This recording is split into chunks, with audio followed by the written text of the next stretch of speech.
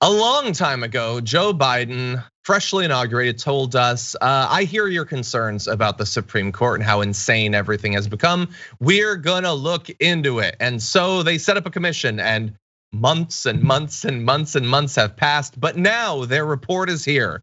It's a 36-member bipartisan commission. It was not charged with doing research and then saying, here's what Biden or the Democrats should do, but just looking into possible reforms. And so they looked into a lot of different changes that could, in theory, be made to the Supreme Court. And just on Tuesday, they submitted their final report. They said they described public support for imposing term limits. They do think people would like that, but there's profound disagreement about the concept of adding justices. Well, let's give you more details about what they found. They said the commission takes no position on the validity or strength of arguments for or against increasing the number of justices. So again, this is not a commission report where it's like, here's what needs to be done. Because even if it was, Biden probably wouldn't do anything, but now there's not even any pressure on him. But that said, among the proposals the commission considered are term limits for justices who currently have life tenure and often serve for decades. Until the 1960s, so about a half century ago, the average term was 15 years. Now it's increased to about 26 years. Clarence Thomas, by the way, has been there for 30 years. And this is back when they sort of still looked for reputable, quote unquote, judges that have experience, that have served for a number of years. Now they're taking like some douchebag, like fresh out of law school, and throwing him on the Supreme Court so he'll be there until we're living on Mars. They're putting younger and younger ideologues there. And so this problem is only going to get worse. And so we're gonna get into more of this, but Sabrina, what do you think about some of these concepts for reform, including the possible term limits that they're talking about here? Yeah, I think term limits is a good start, but I mean, also, I think that it could also just become like a revolving door of just, we keep getting these not as great people. I mean, look, the presidency has term limits. I do think that it's a good start, but I think that as of right now, when we have like 3 liberal justices and 6 conservatives, I think that we should look at expanding the court. So it's really disappointing to see that doesn't seem like a reality that's going to happen anytime soon, because that will yield actual results. And I don't see that happening. I mean, look, I'm gonna be completely realistic. Maybe this is a spoiler. I don't think they're gonna do literally anything. But of the things that in theory they could do, I think, look, I've thought for a long time, there's people have been talking about setting up some sort of term limits for a long time. There was a great episode of John Oliver years ago about this. And the idea is that in theory, I think we have a little bit of a description of one of these plans, perhaps we don't. But the idea would be you could set up a system wherein each presidency, each 4-year term of the presidency would have 2 appointments to the Supreme Court, so that you have a natural, predictable evolution of the court over time. And you know that if the Supreme Court is really biased against you, liberal or conservative, I mean, it's only hypothetical that it could ever be liberal because it never has been, then you can win the presidency a couple of times and you can change things. Instead, now you have no idea what's gonna happen when a new president comes in. They could get no Supreme Court justices, they could get 3 like Donald Trump. And because they're lifetime appointments, it is incredibly important because you can put people on there for literally decades.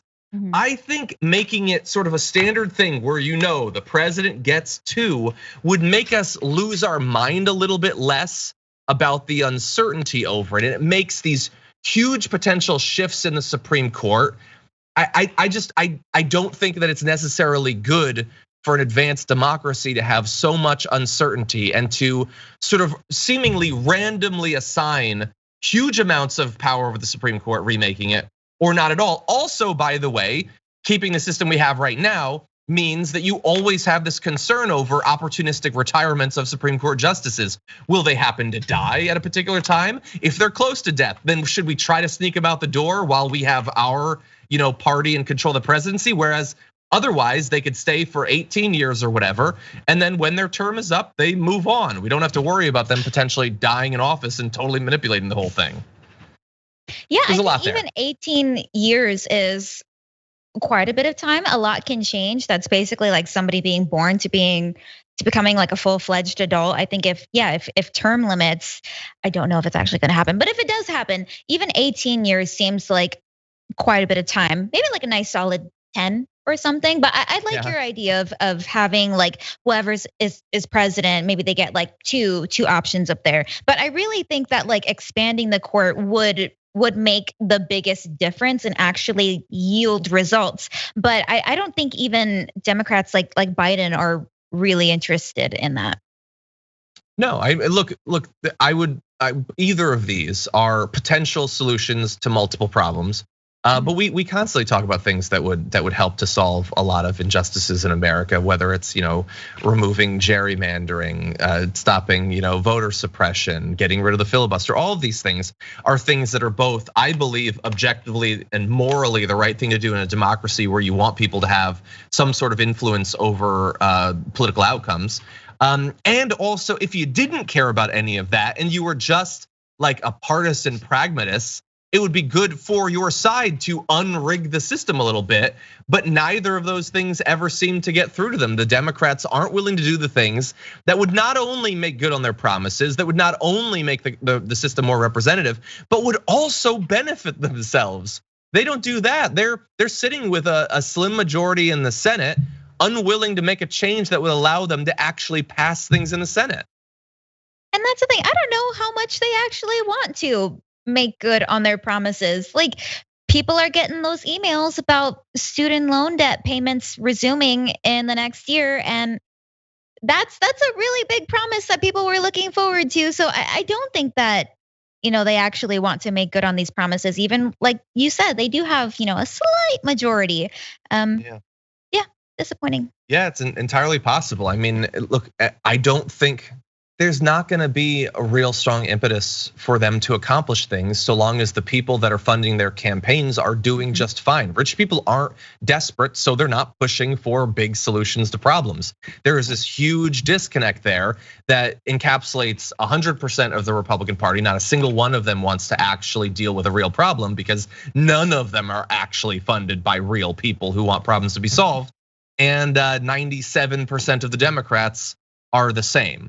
The Democrats at least know that they need to make policy-based promises to get elected. The Republicans don't have to do that, and they've totally dispensed with the idea of even having a platform. But then once they get in office, they can deliver what they need to deliver, which is just stopping much from happening. If you were in a great position socially and economically, you too might be fine with not much getting done. But it is frustrating for those of us who believe that these problems need to be solved. Yep. So yeah, I agree. I don't think that much is going to happen. Jen Psaki said on Monday, there's no time frame for when Biden will review the report. Literally just review it, let alone do something based off of it. And what are the chances that they would? I mean, come on, who's a leader on the Democratic side that's going to make some sort of big change to the Supreme Court? Even though, again, historically, it has been changed many times, the Supreme Court. It didn't always have the same number of justices, for instance.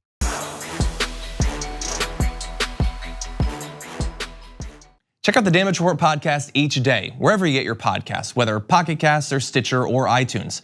You can join me as I give you the news and stories you want, with a range of co-hosts and interview guests jumping in on the fun each day. Again, that's the Damage Report, wherever you get your podcasts. And if you get them at iTunes, don't forget to rate and review. Sometimes I'll read them live on the show.